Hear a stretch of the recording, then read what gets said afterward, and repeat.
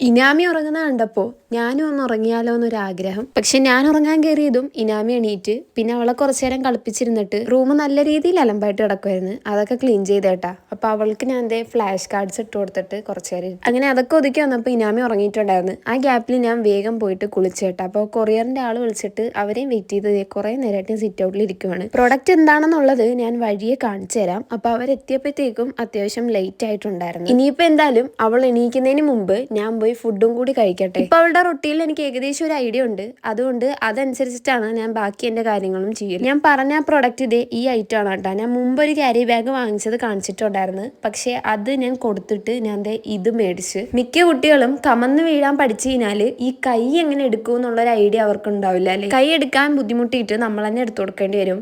പക്ഷെ അവൾ കമന്ന് വീണപ്പോൾ തൊട്ട് ഇതേ കണ്ടില്ലേ സിമ്പിളായിട്ട് കൈ എടുക്കുന്നുണ്ട്. ഞാനൊരു വീഡിയോയിൽ കണ്ട പോലെ ഓയിൽ മസാജ് ചെയ്യുന്ന കൂട്ടത്തിൽ കൈ എടുക്കാൻ വേണ്ടിയിട്ടുള്ള 2-3 മസാജും കൂടി ചെയ്ത് കൊടുക്കുന്നുണ്ടായിരുന്നു കേട്ടോ. അത് എത്രത്തോളം വർക്കൗട്ട് ആകും എന്നെനിക്ക് ഒരു ഐഡിയ ഇല്ലായിരുന്നു.